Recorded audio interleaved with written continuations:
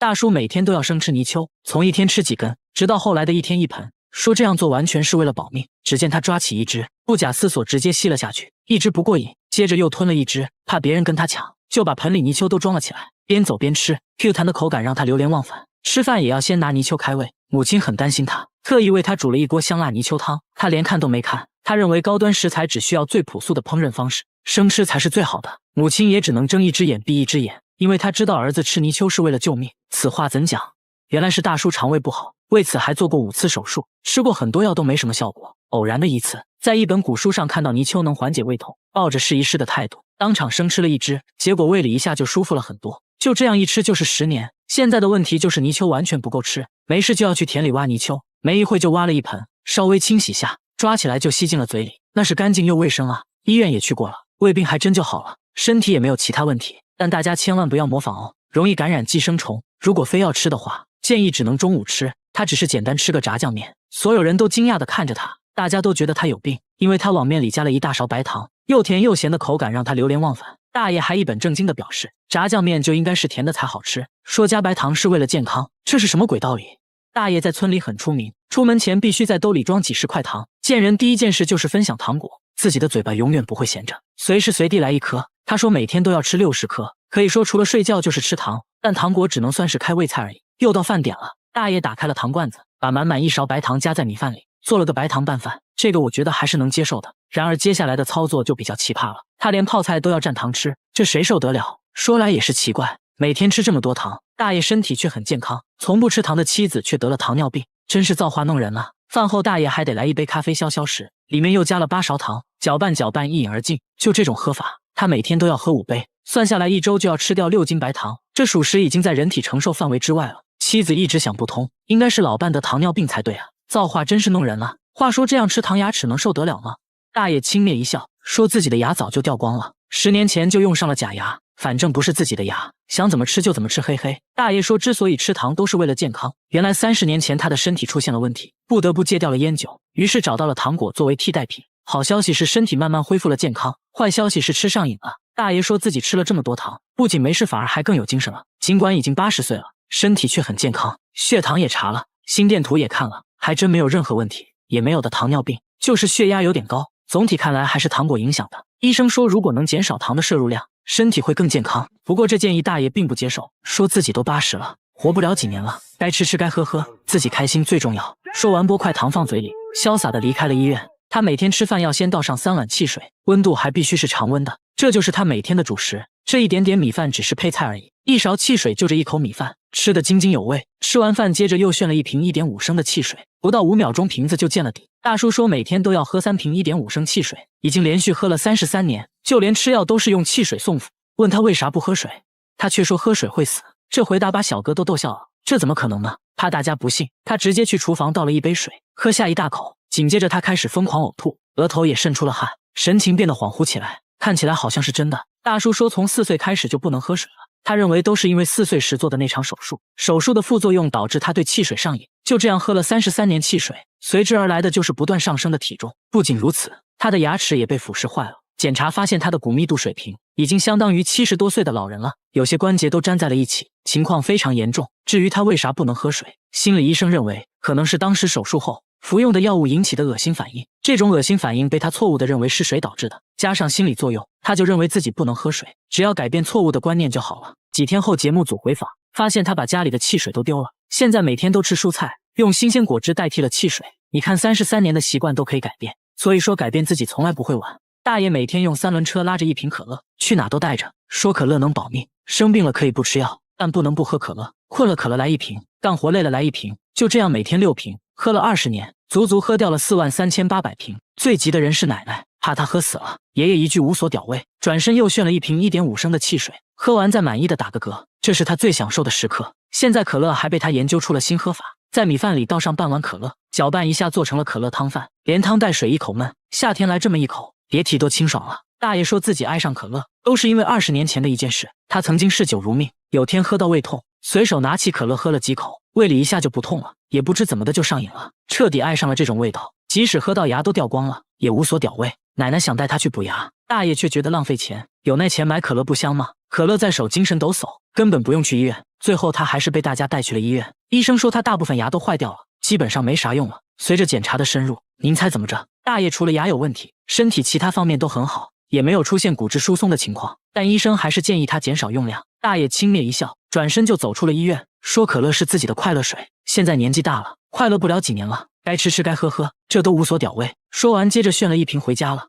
奶奶只是吃了一勺东西，孙子却面目狰狞地看着他，因为奶奶吃的东西实在奇葩。随后拿出自己的假牙，在上面又挤了2道这东西，接着戴了起来，看着属实恶心。一问才知道，这东西竟然是眼药膏，而且奶奶已经吃了4年，她一定是对眼药膏有什么误解吧？眼药膏在她手上，除了不用在眼睛上，哪里都能用，根本不需要唇膏和护手霜。奶奶说尤其这脚气一绝，今天涂明天好，实在是居家必备良药。节目组问她吃起来是啥感觉，奶奶一脸沉醉，说入口绵柔回味甘甜。吃饭时奶奶又把眼药膏挤在假牙上，说这样就可以啃得动骨头，还能帮助消化。原来奶奶一直有肠胃方面的问题，也吃过一些药，但有严重的副作用。后来不知道怎么想的，吃了一次眼药膏，结果胃里一下就舒服了，就这样一直吃了下来。家人都很担心奶奶的身体健康，劝她不要再吃，但奶奶根本不听，最后被家人带到了医院。检查下来，医生明确表示眼药膏不是万能的，不仅没能帮助她，还引发了食道炎，必须停止这种行为，大家千万不要模仿哦。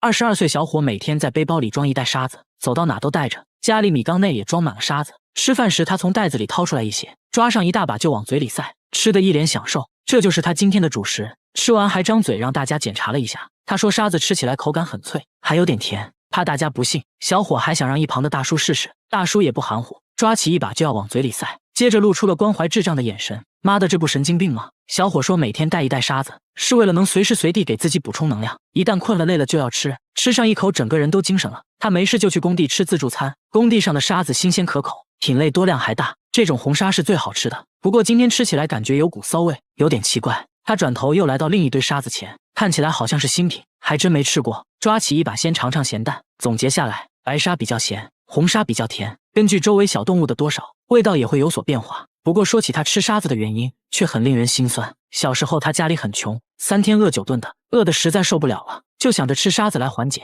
这一吃不要紧，意外打开了味觉新世界，就这样还吃上瘾了。大家千万不要模仿哦。这个大爷爱吃猪饲料，一吃就是一大锅，已经连续吃了50年，饲料都过期发霉了，他却吃得津津有味，边吃还边笑。渴了就在地上接水喝，住的地方看起来像一堆垃圾搭起来的，里面一片狼藉。刚见到记者时，他非常警惕地打量着，问他为什么住在山上。老人什么都没说，转身迅速离开了。记者赶紧跟了上去，但很快人就不见了。记者只好回到老人的住所继续等待。傍晚，老人再次回到住所，问他问题还是什么都不说。山上的夜晚异常寒冷，老人躺在石头床上瑟瑟发抖。在工作人员的长期沟通下，老人终于想起了自己的名字，那这也就好办了。记者来到山下村庄，想了解更多关于他的信息。村民听到他的名字都很震惊，说他失踪了50年，还以为早就死了。通过一番打听，记者找到了他表哥，随后带表哥来到了山上。见到表哥后，他突然跪了下来。表哥邀请他和自己一起生活，他却直接拒绝了。那他为什么要坚持住在山上呢？真的是奇怪。记者在一旁搭起了帐篷，决定和老人同吃同住，与他进行更深入的交流，让他慢慢打开心扉。几天过去了，老人变得开朗了许多，他终于决定迈出第一步，跟着记者下山生活。接着也说出了自己的故事。原来在他小时候，父母经常吵架，而后就离婚了，他只好和外婆相依为命。不幸的是，外婆不久也去世了，他伤心欲绝，无依无靠的他独自一人躲到了山上，这一躲就是50年。记者随后带他离开了大山，还带他去做了体检，身体不是很好，需要在医院休养一段时间，希望老人可以赶快好起来。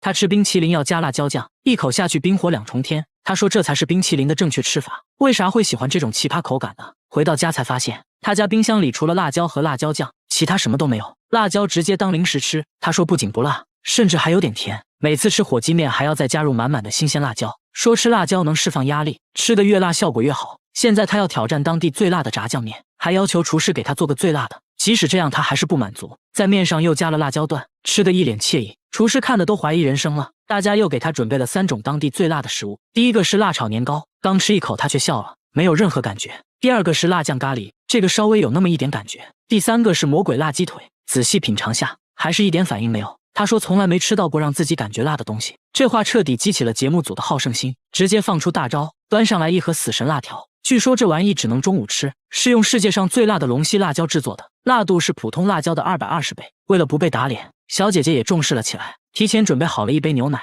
拆开包装，厚厚的一片，她也不含糊，直接一口吞了下去，仔细嚼了嚼。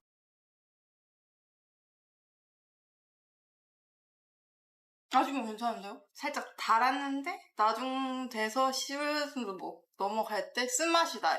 这下节目组算是彻底服了，大家不禁有个疑问：这样吃辣屁股受得了吗？经过检查，医生说她患有轻微的食管炎，必须要改变饮食习惯了。小姐姐倒也听劝，说以后会尽量少吃辣椒，大家千万不要模仿哦。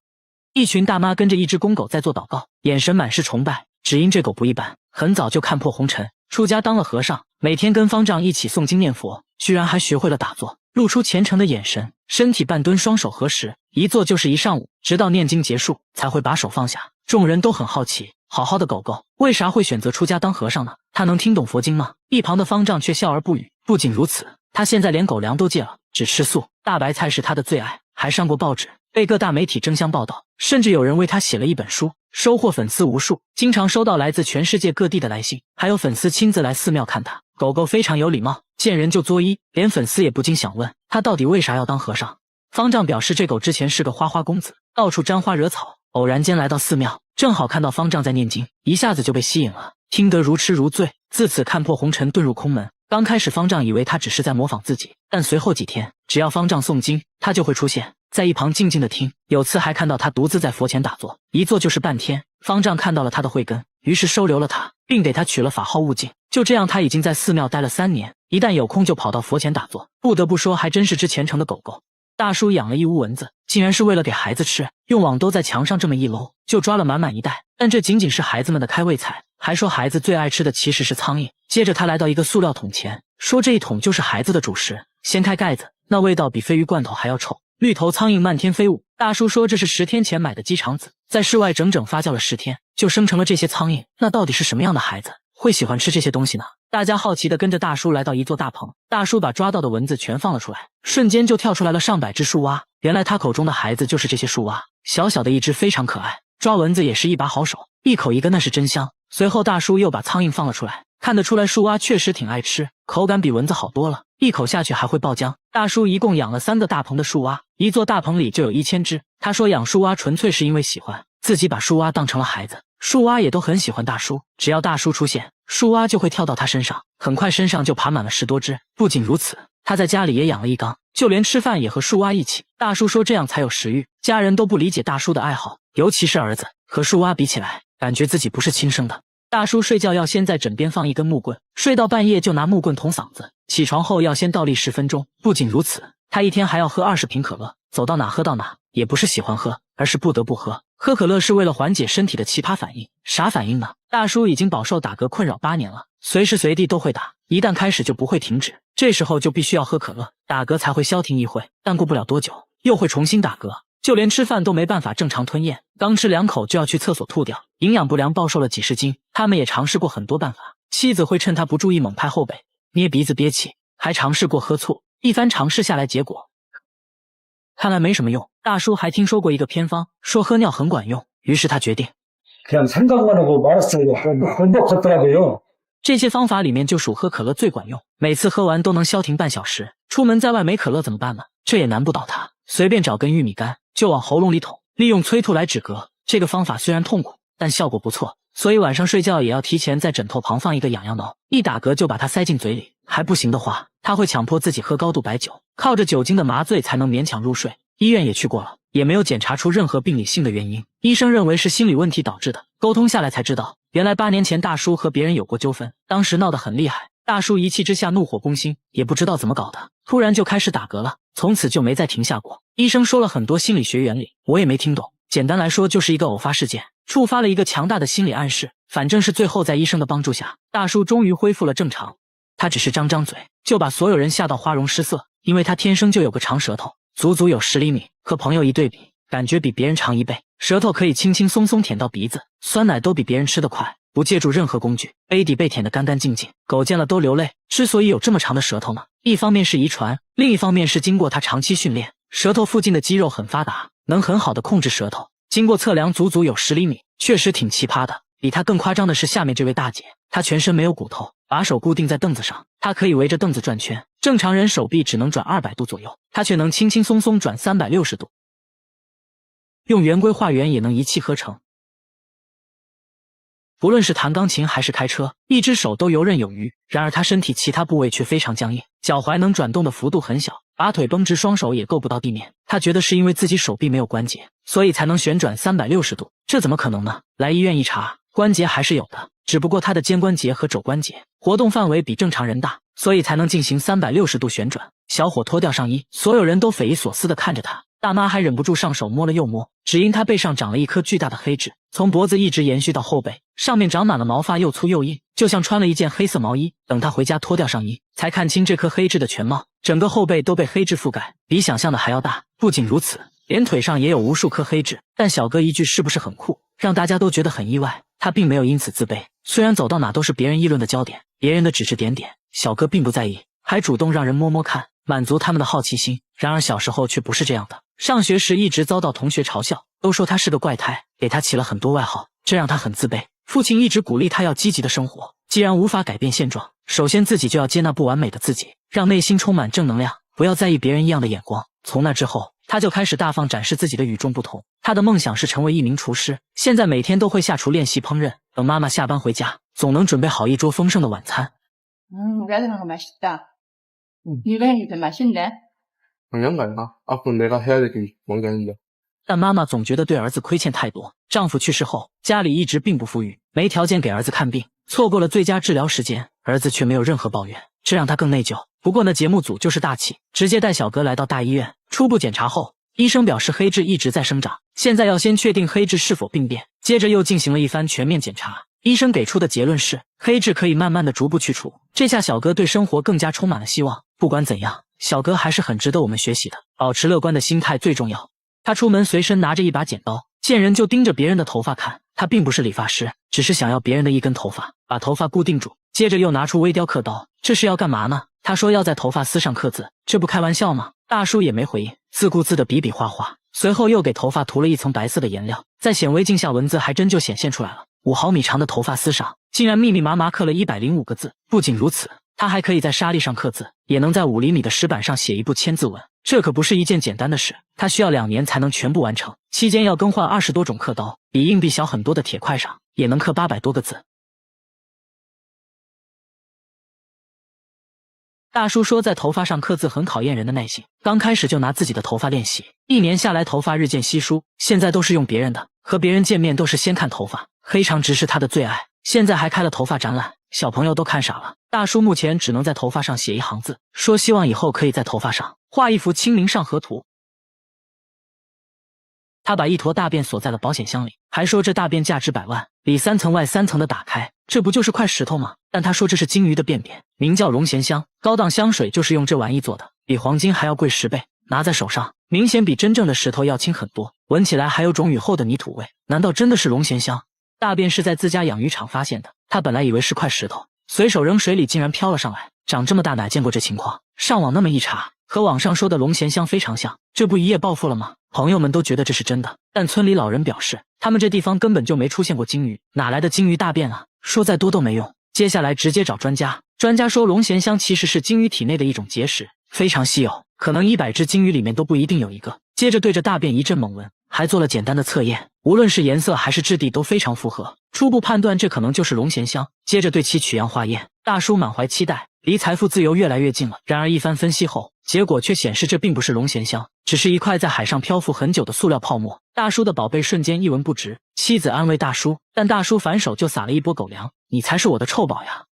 家里没人留长发，卧室却常常出现超过1米的头发，最长的能达到2米多，比他本人都高，有时出现在厕所，有时出现在卧室。拔一根自己的头发做对比，无论是颜色还是触感，都几乎一模一样。他认为这就是人的头发，关键家人都是短发，而且最近来做客的也都是短发。一开始还误会了老公，以为是老公在外面带来的。这种现象是1周前叠衣服时发现的，衣服是刚从烘干机里拿出来的，赶紧查看烘干机，里面却干干净净，毛都没有。可慢慢的头发出现的越来越频繁，看着吓人。房子是他们租的，刚住进来也没几个月，而且像这样的房子，租金却很便宜。当时房主也是很着急的往外租，他们怀疑房子里发生过什么不好的事，难不成真有那东西？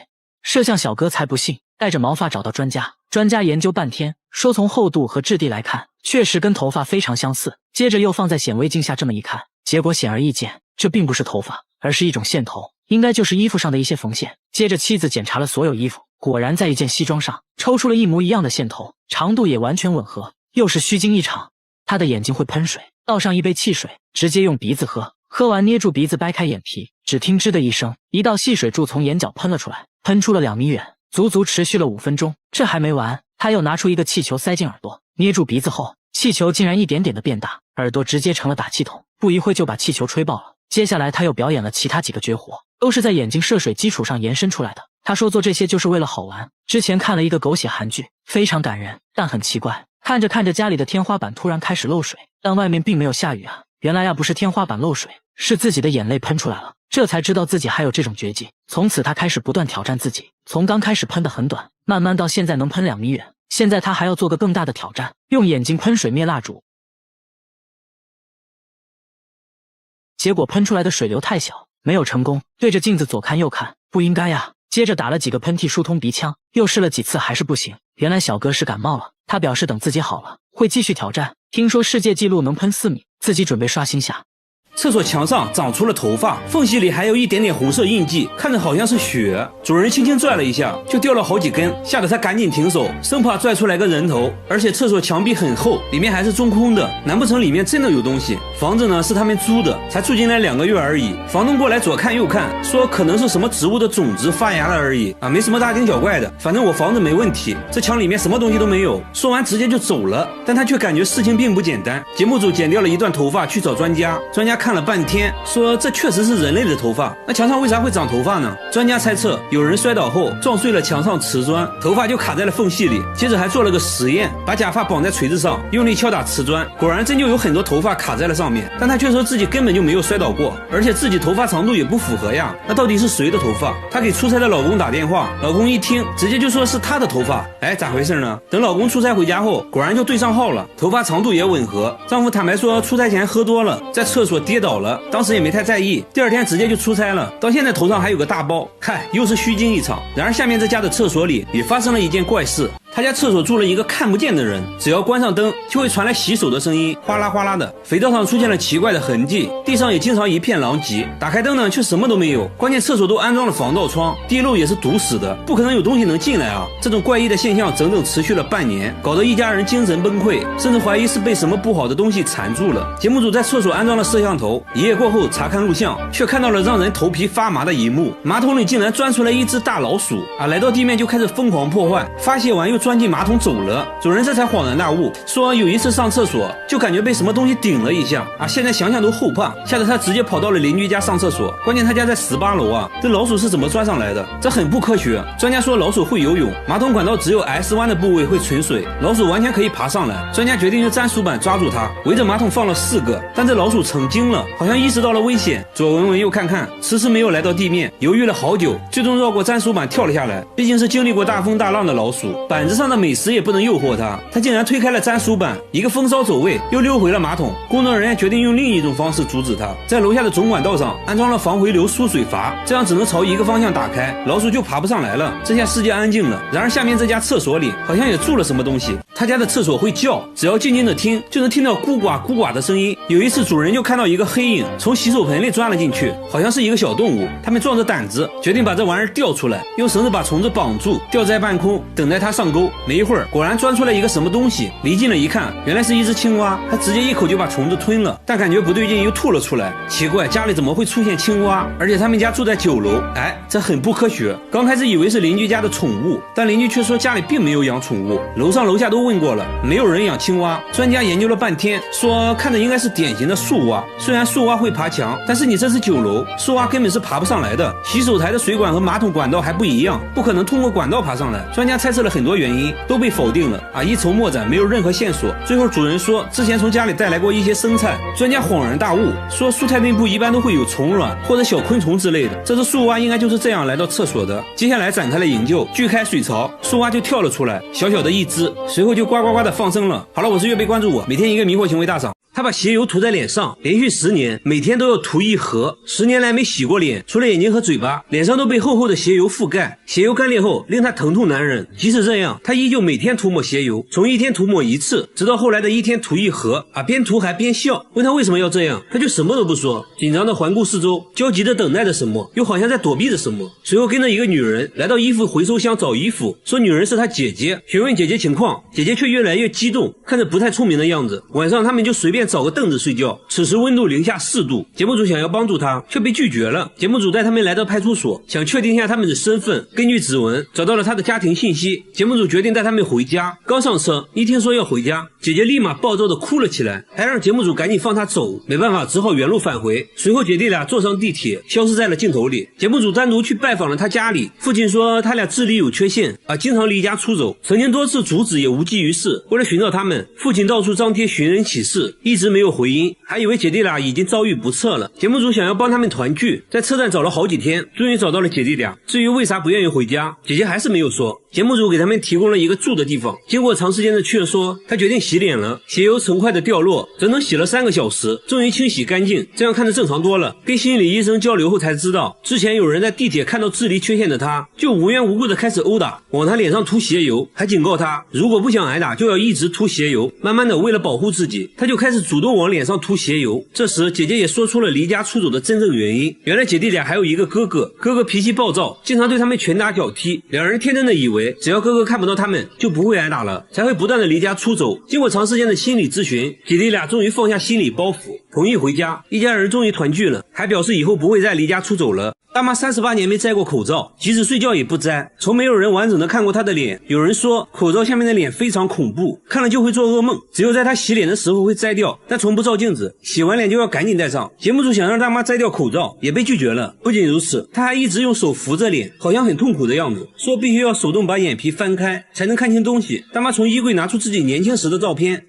看着很正常啊，为什么会变成现在这样？真的是奇怪。即使和家人一起吃饭，也不会摘口罩，自己独自一人在卧室吃，家人都20年没见过他的脸了，就连女儿拍结婚照他都没有参加，因为拍照要求摘口罩。经过长时间的沟通，大妈说出了自己的故事。原来她18岁结婚后生下了4个孩子，在生第5个孩子的时候，很不幸出生就夭折了，这对她打击很大。慢慢的，嘴巴变得不听使唤，舌头也变得僵硬起来。大妈鼓足勇气摘下口罩，可以看到她的牙齿都掉光了，牙龈都是外翻的。医生说她这种情况就是心理原因导致的，很可能是孩子的夭折让她悲伤过度，以至于严重影响到了身体健康。医生给大妈制定了详细的康复规划，希望大妈赶快走出来吧。和大妈一样，下面这个大叔也喜欢戴着面具，一个戴着诡异面具的人在无人的芦苇丛中弹琴，穿着白衣服，看着十分诡异，即使在深夜也会传来琴声，看到有人靠近立马扛着琴跑了。联想到最近发生的一起凶杀案，工作人员觉得这人可能不简单。第二天又见到了他，正戴着面具做表演。有人说他在街上弹琴已经有2年了，从来没有人见过他的真面目，都很好奇面具下的脸长什么样。表演结束后，他终于摘下了面具，满头大汗。那他为啥要一直戴着面具？原来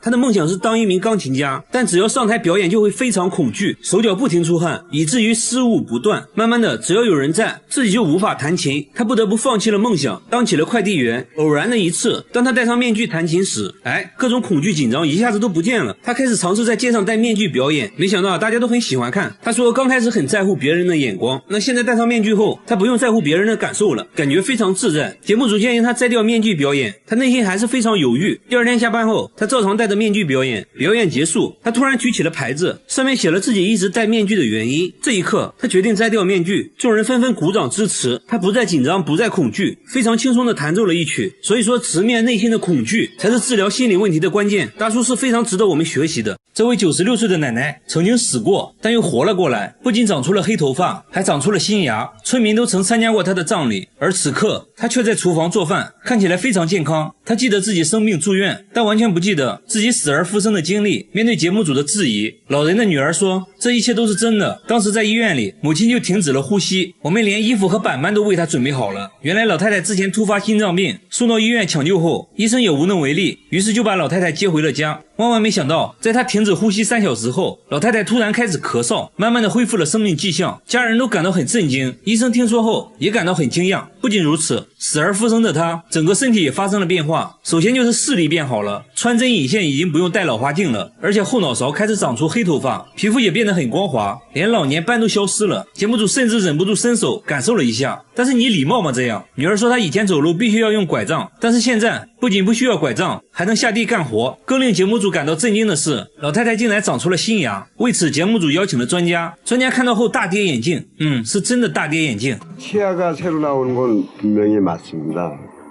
95세 나이에 또 이가 나온다면 虽然好像很难解释这种现象，但是看到老太太健健康康的，一家人都很开心。那最后就祝她永远健康快乐吧。和老太太一样死而复生的，还有下面这只狗狗。这是一只从坟墓里爬出来的狗，在它死后的第5天，自己一瘸一拐地爬回了家。主人看到它回来，头发都炸起来了，而且旺财后腿受了严重的伤，只能用前腿爬行。这一切要从5天前说起。那天主人在田里干活，旺财在马路上溜达，一个没注意就被过往的车碾压了。当主人赶过来的时候，旺财已经奄奄一息。没一会儿，旺财就闭上了眼睛，停止了呼吸。主人非常伤心，然后邻居帮忙把旺财埋在了山上。但就在5天后，主人在院子里突然听到一声熟悉的狗叫。刚开始她以为自己幻听了，没太在意，但随后她老公也听到了狗叫声，于是他们朝声音的方向搜寻，最后在房子附近的沟里发现了旺财。主人感到很不可思议，邻居也很内疚，毕竟是自己误以为旺财死了，才帮忙埋起来的。此时旺财的身体情况很差，宠物医生对他进行了全面检查，发现旺财后腿已经粉碎性骨折了。那么这种情况下，他是如何从半米深的坑里爬出来的？为此，节目组邀请了动物行为专家。专家分析后说，当时掩埋旺财的土壤颗粒很大，还混合着很多杂草，使得空气能够流通，这很利于他爬出坟墓。破土而出的旺财就这样沿着回家的路一点点爬行，最后爬到了家附近的沟里。沟里面的水帮助他生存了4天，最终被主人在这里发现。随后，医生给旺财做了骨折手术，手术很成功，骨头都恢复了原位。那就希望旺财早日康复。勇敢狗狗不怕困难，他们都是经历过死亡的。而下面这位是每天都会神秘消失。这个男人说他妈妈每天晚上都会神秘消失，于是节目组趁白天赶紧去见了他妈妈。原来是小狗的妈妈。主人说每天晚上都看不到它，天亮了又会准时出现。主人只能再次把小白拴起来，问题是它一直被链子锁着，而且锁扣需要按压才能打开。小白无论如何都是无法挣脱锁链的。开锁专家也说，这种锁扣只有人才可以打开。专家认为是有人故意帮小白解开的，但是家里其他人都说没有帮小白解开过锁链。没办法，节目组决定安装摄像机，全程拍摄。刚开始一切正常，时间来到半夜2点13，突然一阵声响惊动了节目组，接着就发现小白已经消失了，狗窝里只剩下了狗宝宝。节目组赶紧查看录像，小白刚开始只是来回徘徊，突然在没有任何人帮助的情况下，锁扣就被打开了，接着小白就消失在漫漫黑夜里。为了解开谜团，节目组又邀请了动物专家。专家反复观看录像后，终于发现了问题。锁链是用一根电线制作的，当小白来回走动时，就会把锁链拧起来，利用巧劲别开了锁扣。刚开始的时候，小白可能意外打开了1次，慢慢的他就对开锁越来越熟练，毕竟没有困难的工作，只有勇敢的狗狗。现在问题又来了，小白为什么要选择晚上消失？专家通过分析后发现，原来小白消失是为了来后院吃狗粮。专家表示，小白是个尽职的母亲，她知道要想喂好孩子，自己就要保证营养，才会每天偷偷跑出来加餐。主人感到很内疚，决定以后在小白的狗粮里再多加上1盒罐头。最后我还有个疑问，为什么小白的2个孩子是不同的品种啊？知道的评论区说一下。好了，我是月贝，关注我，让我们一起走进科学。他每天都要吃牙签，吃饭要先摆上3盒牙签，1根牙签就着1口米饭，500根1盒的牙签，每天3盒就是1500根，直接成了他的主食，边吃还边笑。好吃，特别好吃，比柚都香。打牌的时候就当成零食吃，一根根往嘴里塞。床头也放满了牙签和一次性筷子，方便看电视的时候吃。逛街的时候，他甚至连扇子都想尝一尝。最急的人是她老公，怕她吃死了，也试图阻止她，但她根本不听，反而还认为正是牙签救了她的命，这又是为啥？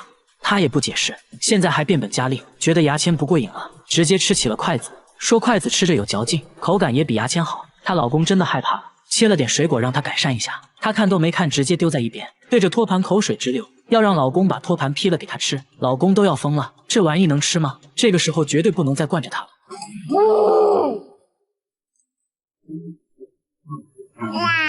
算了，当我没说。看来只要是木头大姐都想尝一尝。她边吃还边嫌弃，说这托盘应该是用胶水拼接的，满满的科技与狠活，味道不如牙签香。那她到底为啥要吃木头？真的是奇怪。大家又给她找来了一堆木制品。大姐一尝，这不还是科技鱼很活吗？都是用油漆刷过的，一点都不好吃。总结下来还是牙签好吃。就在这时，她终于告诉了大家吃牙签的原因。原来她之前患有严重的胃病，有天痛到无法忍受，莫名其妙吃了一根牙签，没想到胃里一下就不痛了。从那以后，只要胃疼就会吃牙签，竟然还慢慢吃上瘾了，宁可不吃饭也要吃牙签。大家现在都想知道她身体真的健康吗？一旁的老公终于讲话了，说带她去医院检查过，胃病真的好了，身体啥毛病没有。现在他们的问题就是牙签很贵，吃不起了。为此，街坊邻居都来支持，纷纷送上牙签。不得不说，大姐的牙口真好，真是大千世界无奇不有啊！大家千万不要模仿哦。凌晨3点，全村人都不睡觉，全部守在一个摄像机前面。摄像机正对着黑漆漆的街道，只为听到一个熟悉又恐怖的声音。村里人最近被这怪声搞得精神崩溃，一到凌晨3点，整个村子就会传来类似电话拨号的声音。女孩说，声音是从1个月前开始的，接着播放了自己录到的声音。节目组决定等待声音出现，就在3点整，声音如约而至。声音很明显是从外面传来的，于是第二天大家在村里街道上都布置了摄像机，想要拍到点什么。凌晨3点，声音准时传来，摄像机却没有任何发现。白天节目组在村里转了半天，教堂的广播引起了大家的注意，但负责人说这广播线路断了，已经很久没用了。很快村委会的广播进入了大家的视线，不过村长表示也很久没用了，但除了这2个可疑的广播外，就没有任何能发出这么有穿透力声音的设备了。节目组决定还是安装摄像机监控一下。又来到了凌晨3点，声音再次准时响起，这次大家确定声音就是从村委会广播里传来的。但诡异的是，此刻村委会里并没有人。村长说广播设备只有自己有钥匙，除了自己没人能使用广播。村长还给大家看了最近1个月的广播记录，一共就广播过2次，但这声音最近每天都有，所以肯定不是村长的原因。节目组又想到了专家，拿着录到的声音去分析，专家果然不一样，直接从这声音里面听出了对应的案件号码，而且每个案件间隔都一致。专家说人类是无法做到这一点的，所以肯定不是人为的。那现在怎么办呢？大家找来广播设备的厂家售后，经过长时间排查，终于找到了问题所在。售后说设备每天都有一个固定的运行信号，可以简单理解为设备重启信号。这台广播设备的重启信号设置在了凌晨3点，这个一般是不会被广播出去的，但恰巧这台设备发生了故障，才导致这个微弱的信号被放大，并且广播了出去。省流，广播设备出故障了。他每次坐地铁都要先把鞋油涂在脸上，连续10年每天涂1盒，10年来没洗过脸，厚厚的鞋油像抹了一层沥青，干裂后令他疼痛难忍。即使这样，他依旧每天涂抹。问他为什么要这样做，他却什么都不说，紧张地环顾四周，焦急地等待着什么，又好像在躲避着什么。随后等来一个女人，女人带他来到救济站吃饭。这里的工作人员说，女人是他姐姐，他们这样已经10年了，大家都不知道发生过什么。记者决定上前询问姐姐情况，没想到姐姐看到镜头越来越激动，冲着节目组大喊大叫。随后2人快速离开，又跑到了地铁站，随便找了个躺椅准备睡觉。此时气温只有4度，记者担心他们冻出病，提出要帮他们订房间，却被拒绝了。记者不忍心看他挨冻，脱下自己的外套给了他。白天还没等节目组找他们就急匆匆找到了节目组，把外套还了回来。第一次对记者说了谢谢，说不是自己的东西不能要。大家把姐弟俩带到了派出所，经过一番调查，总算搞清了他们的身份，家里父母健在，还有一个哥哥。大家随即决定带姐弟俩回家。刚上车一听说要回家，姐姐立马情绪失控，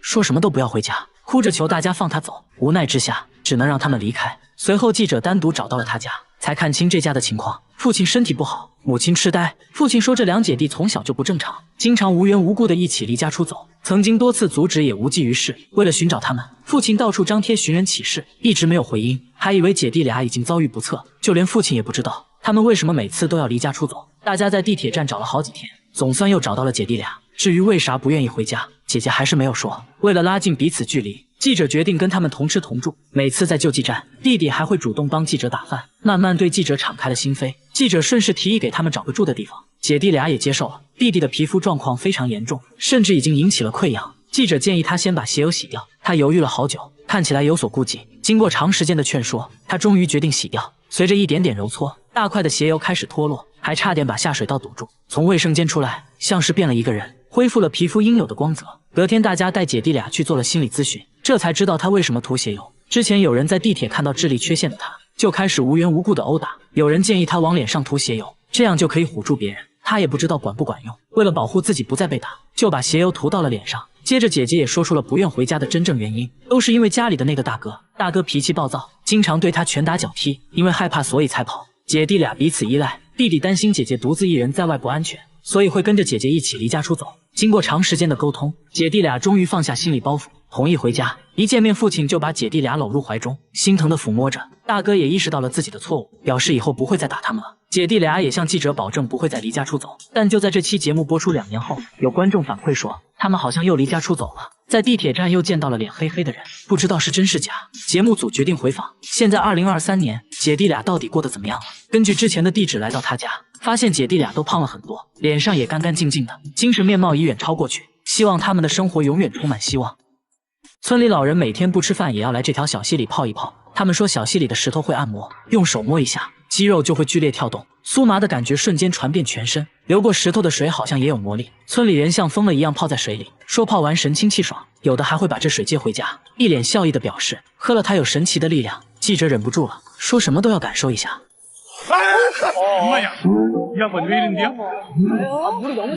我严重怀疑这家伙是演的，韩国人都这个屌样，但他信誓旦旦地说自己真的有被电到，不过感觉挺爽的，甚至还有点上瘾。节目组摄像大哥看不下去了，你这演的太假了，你当观众是傻子啊？我来试试，这也没事啊。靠！摄像大哥表示自己真不是演的，这石头真的带电啊。接着他们摸了摸旁边的石头，没有任何感觉，整条小溪只有这块石头会让人产生酥麻的感觉，好像真的存在某种磁场和能量。节目组请来专家，专家也被电了一下。为了寻找答案，大家顺着溪流往上游走，发现了一间房子，看样子很久没住人了。刚想进去了解情况，却被门把手电了一下，用电笔一测，果然有电。看来这房子漏电了。拉下电闸后，神奇的事情出现了，那块石头不再让人产生酥麻的感觉。原因很明显了，这座房子漏电，电流传导到了石头上，所以才会让人产生酥麻的错觉。维修好了电路，石头也变成了普通的石头。没想到村民却很伤感，这么舒服的按摩以后再也享受不到了。你们真是造孽啊！大叔每天来菜市场却从不买菜，商贩们却开心得不得了，因为大叔是来抓苍蝇的，他一巴掌就能抓到5只，抓过的苍蝇足足装了4大袋。菜市场的苍蝇见了他都吓尿了，只要他出手绝对不会落空，引得商贩连连喝彩。看着只是简单的挥挥手，有个商贩觉得自己也可以，结果1只都没抓到。工作时，1只不知好歹的蚊子飞到了大叔身边，大叔慢慢靠近，苍蝇察觉不对立马就跑，但是太晚了，大叔已经出手，没有1只苍蝇能活着逃出他的手掌心。大叔轻蔑一笑，表示这都不算啥。紧接着他表情严肃起来，眼神快速扫描，原来屋顶还趴着1只。大叔迅速丢出纸团，苍蝇瞬间成了肉泥。大叔对蚊子恨之入骨是有原因的，都是因为13年前的一件小事。当时正在和客户谈合作，没成想菜里竟然出现了1只死苍蝇，客户愤然离去，20万元的订单也随之丢了。仅仅因为一个苍蝇就损失了20万，大叔越想越气，发誓只要有他在的地方绝对不允许有苍蝇。从那以后，他开始训练自己的反应力，苦练抓银龙抓手，对着树练习7伤拳，手背都磨出了厚厚的老茧。就这样练就了100%空手抓苍蝇的绝技，1年时间内抓到的苍蝇装满了4大袋，还把苍蝇做成了标本，就是为了更好的研究它。正所谓知己知彼，百战百胜。现在大叔还开了一个昆虫消杀公司，只要别人一个电话，他就会带着员工上门抓苍蝇，一边用扑蝇器，一边大叔徒手抓。结果扑蝇器还没有大叔的效率高，不得不说大叔的技能真的很实用啊。这座没人住的房子里，经常传来说话的声音，还一直出现一些新鲜食物。附近的村民说，每天晚上都会出现一个男人，但房子的主人4年前就去世了。那这房子里面到底是谁？节目组决定在门口蹲守。这时，一个穿着白色衣服的人走进了房子，工作人员小心翼翼地靠近，只见他拿出了一堆盒饭，接着和照片上的人说话，甚至还喂照片吃饭。喂了一口饭后，他好像感觉到照片上的人对饭菜不满意，他接着说明天带个大鸡腿。工作人员上门询问，他说照片是他哥哥，照片后面还摆着哥哥的骨灰盒。自从哥哥去世后，他就一直和哥哥的照片一起吃饭，一起睡觉。起床后第一件事就是擦照片，给哥哥道别后就回到了自己的家，家里也摆满了哥哥的照片，还一直对着照片说话。妻子也见怪不怪了，原来在他们小时候父母就去世了，哥哥不得不辍学打工，承担起了照顾弟弟们的责任。还说哥哥经常把好吃的让给他们，因为哥哥去世的时候自己没来得及参加葬礼，感觉非常愧疚，久久无法释怀，只想尽量去弥补遗憾，所以才会一直陪着哥哥。好了，我是预备关注我，每天一个迷惑行为大赏。每到晚上7点，理发店的感应门就会自动打开，但门口一个人都没有。然而在白天，门却可以正常工作，一旦到了晚上7点，门就会诡异的自动开关，就好像有什么东西要进来一样。即使在众目睽睽之下，依然自动打开，顾客都觉得很不可思议。店主联系了感应门厂家，厂家却说一切正常。店员猜测可能是地板上的头发影响到了传感器。为了验证这一说法，他们抓起一把头发丢在门口，门还真的打开了。但有人不同意这种说法，如果要达到这种效果的话，头发必须要一直在门口掉落才可以。另一个员工猜测测可能是对面那个神秘人操控的，他总是蹲在对面台阶上看着理发店，但想想也不对，即使他不在的时候，门也会自动开关。第3个员工认为可能是灯光影响到了传感器，因为他家的招牌灯都是7点开始亮，这个看着最有可能。接着关掉了店内所有灯光，果然门就停止了移动，但没过2分钟又开始自动开关。很明显，所有猜测都是错的。这时顾客说出了另一种可能，因为之前这附近就出过车祸，可能真的有鬼，而且是一个想剪头发的鬼，因为没有钱，所以一直在门口徘徊。店员开玩笑似的对着门口喊道：“进来吧，给你免费剪头发。”没想到啊，本来正在关闭的门瞬间就打开了，大家都快吓尿了。但凡事要讲科学，我们找来了经验丰富的维修师傅，师傅拆开感应门的控制部件，又是测电流又是测电压，研究了好几个小时都没有找到原因。师傅说一切看起来都是好的，感觉真的有一股神秘的力量在操控着感应门，这还真成了未解之谜。下面这个村子也正在遭受声音的困扰，村子里整天传来敲打钢管的声音，声音每隔2小时出现一次，已经持续了3个月，很多村民都无法睡觉，甚至还报过警，依然没有任何发现。专家分析了声音，发现声音间隔不一样，很明显是有人故意制造的。节目组在村里安装了多个摄像头，还是只能听到声音，却找不到任何奇怪的人。在村里排查了好久，终于确定了声音的大体位置。有个村民说之前也怀疑过这里，但只要上前查看，声音就会停止。工作人员继续在附近排查，这时一位神秘的村民向节目组反映，说他知道声音来源，说是自己丢垃圾时偶然发现的，确定声音就是从那扇窗户里传出来的。那这样好办了，架起摄像机对准窗户，等待声音出现。几分钟后，窗户突然被打开，只见有个人在敲着什么东西，接着就传来了熟悉的敲打声。工作人员赶紧上前询问，敲了半天门也没人回应。第2天节目组继续上门拜访，这次门终于开了，问他为什么要发出声音，他却说自己也是受害者，楼上一直有人穿着高跟鞋在家走路，自己为了反击才发出声音作为警告。节目组询问楼上邻居，邻居却说自己从来不会在家里穿高跟鞋。这就奇怪了，医生认为他患有被害妄想症，以至于出现了幻听，必须要接受心理治疗。经过多次劝说，他终于同意接受治疗。困扰村民3个月的声音终于停止了。这还没完，下面这座空房子又发生了怪事。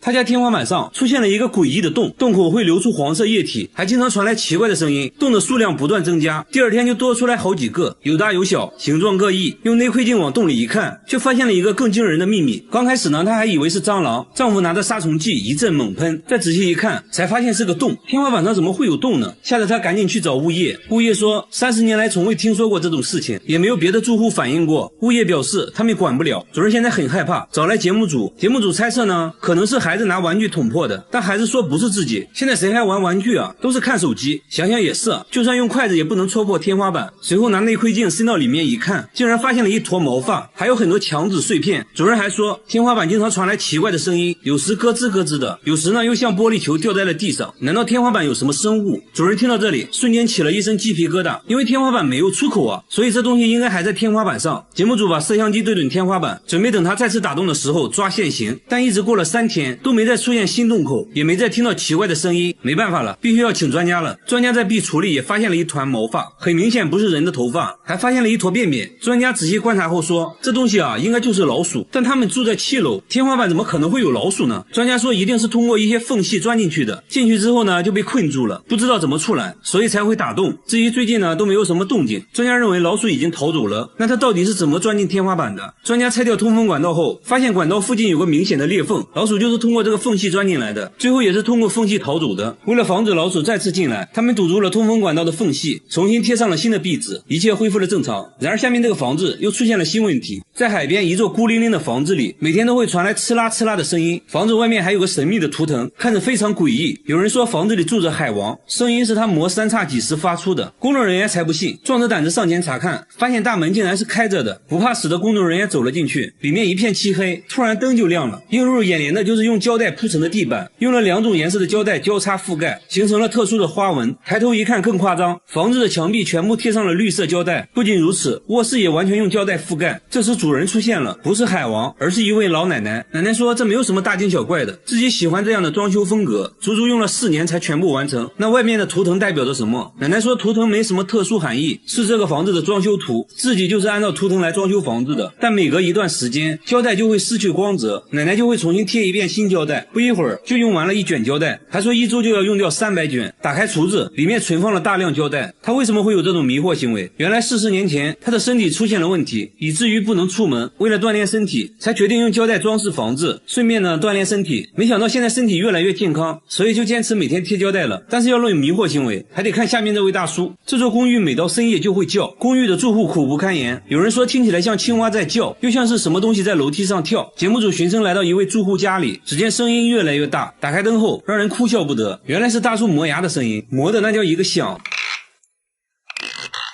嘴角还不停抽搐，这简直就是用生命在磨牙。大叔说自己磨牙已经20年了，牙都磨掉了半颗，以至于现在都无法咀嚼食物，只能喝汤。妻子因为受不了，跟他离了婚。看着自己磨牙的录像，大叔表情凝重，说这是第一次看自己磨牙，没想到磨得那么深，磨得那么认真。朋友们也帮他解决过磨牙问题，等他磨牙的时候，脱掉袜子塞他嘴里，还会让他叼着一双筷子入睡，但都无济于事，反而磨牙越来越严重。去过很多医院，结果把同房间嗜睡症患者都整失眠了。大叔也觉得很不好意思，节目组再次带他来到大医院，医生说从没见过这么严重的磨牙患者，牙神经都快暴露出来了。随后检测他磨牙时的各项身体机能，医生发现在他睡觉时舌头滚动阻塞了呼吸道，所以他只能张嘴呼吸，这就是他磨牙的原因。对应的解决方案是做呼吸治疗。经过医生的努力，大叔终于改掉了磨牙的习惯。好了，我是月贝，关注我，每天一个迷惑行为大赏。他的手机会自己拨打电话，每天拨打2000次，他都换了5个新手机了，但是没用。即使买完手机刚出门，电话就开始自动拨打起来，慢慢的一家3口的手机都出现了这种问题，但手机并没有中病毒，这搞得一家人精神崩溃，而且电话都打给了亲戚朋友。朋友说有时候1分钟就能接到20个，刚接通就挂断。有一个朋友还是开餐厅的，电话非常耽误工作，给朋友道歉成了他们一家人的日常。手机不仅会自己打电话，有时还会发短信，关键短信内容很惊悚，还说这种现象一般都出现在晚上。于是节目组决定等待，但1夜过去，手机并没有出现自动打电话的情况。节目组又安装了多个摄像机，全程监控。第二天，儿子的手机率先打起了电话，儿子想拿手机给镜头看，刚走2步，手机自己就挂断了。与此同时，大叔的手机收到了一条短信，上面写着去世很久的父亲名字，这就非常惊悚了。节目组仔细观察录像后，终于发现了端倪。录像显示，奇怪的现象都发生在儿子拿着手机的时候，只有当他拿着手机，手机才会自动拨打电话。父亲手机上的短信也是在他拿走父亲手机后才收到的，而且每次都是儿子第一个发现这种现象。通过这些反常的举动，节目组认为儿子就是始作俑者。心理医生还发现，儿子在处理这些事情的时候很老练，看起来是策划好的，而不是简单的心理问题。节目组把儿子请了过来，想要套路他一下。经过一番询问，儿子终于憋不住了，承认了自己的所作所为。那他为啥要这样做？儿子说别人都觉得他没用，正好他了解到一款远程控制别人手机的软件，用软件控制了父母的手机。刚开始呢，觉得整蛊家人很好玩，而且家里就他懂智能手机，父母都很依赖他，这也让他获得了心理上的满足，才开始一直恶作剧。父母得知真相后很震惊，要求儿子向亲戚朋友道歉。电话之谜总算解开，大爷在涂口红，但其实这是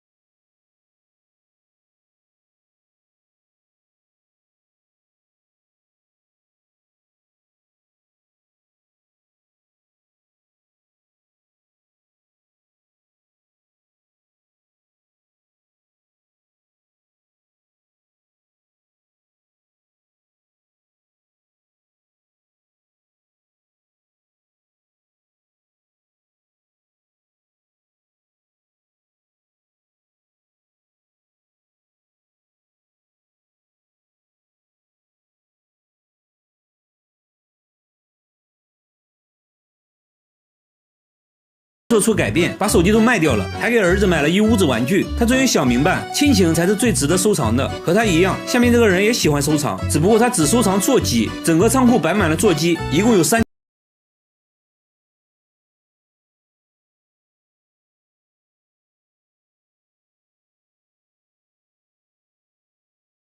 的手机，通话音质非常好，就好像穿越了一样，很神奇。大叔还打算开一个手机博物馆，把这些不常见的电话展出，供大家欣赏。他50年收藏了4000多种可乐，现在拿在手上的是世界上第1款可乐，已经超过了100年，瓶盖都是用的木头塞子。很多人想喝的82年可乐，他这里多的是，什么造型的瓶子都有，全是脑洞大开的设计，从最胖的到最花里胡哨的都有，还有各种限量款的可乐，有的瓶子上都镶了钻石，还有奥运纪念可乐、美国队长可乐。他还收藏了很多可乐周边产品，就比如可乐主题的录音机，因为都是非常稀有的限量版，收集这些花掉了好几百万。节目组仔细数了数，足足有4000多种。大叔还说会一直收藏下去，要打破世界纪录。然而下面这个大爷的收藏更有价值，他5年收集了3000万个烟头，每天都要去街上捡烟头，一天就要捡1万多支，捡满1箱就要封存起来。5年内收集了300多箱。晚饭后他又去捡烟头了，还说现在捡的最多。来到饭店门口，果然发现了很多，不一会儿就全部捡干净了，即使垃圾桶里的烟头也不放过。有人说经常看到他整晚都在街上捡烟头，下雨天也不例外，只要大爷出现的地方就绝对不会允许有烟头。那为啥大爷会痴迷于捡烟头？大爷说这样做的目的就是警告那些随意丢烟头的人，还说这样能让自己锻炼身体，感到非常快乐。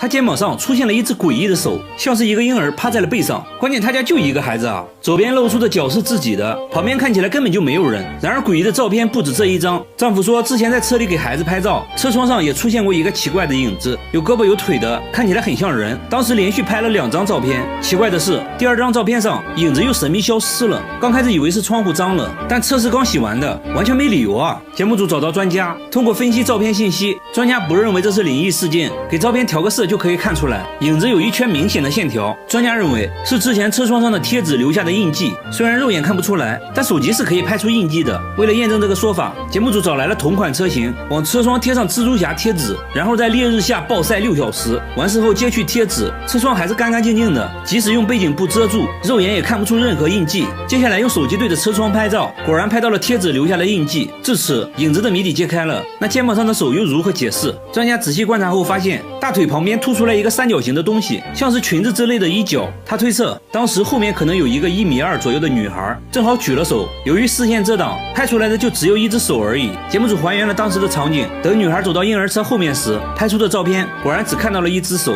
至此真相大白，一切都是虚惊一场。有相似经历的还有下面这家人，他家客厅窗户上出现了一张脸，看起来像是梳着双马尾的老太太，死死地盯着一家人。窗户对面就是墙，不可能是对面反射过来的，而且他家在3楼，一般的老太太是上不来的。当时只有丈夫一人在客厅整理玩具，完事后对着玩具拍照。第2天欣赏照片时就发现了这张脸，看着非常诡异。随后对着窗户又拍了很多照片，但是那张脸没再出现过。丈夫一口咬定那不是人啊，不是人，那是什么？ 화장실 아니면 안방에 있었던 것 같아요. 专家分析后确认了照片的真实性，考虑到房子的周围环境，专家认为是屋内某个东西反射在了窗户上。仔细观察后，在出现脸的位置找到了凳子的影子。妻子说之前确实会把衣服挂在凳子上，专家表示应该是衣服的褶皱正好反射在了窗户上，才形成了脸的轮廓。接下来还原现场，把相机架在当时拍照的位置，在椅子上挂好衣服，弄出人脸的轮廓，然后拍出的照片中确实有类似脸的东西出现了。专家把衣服弄出更多褶皱，反复调整，终于5个小时后拍出了和之前一模一样的人脸，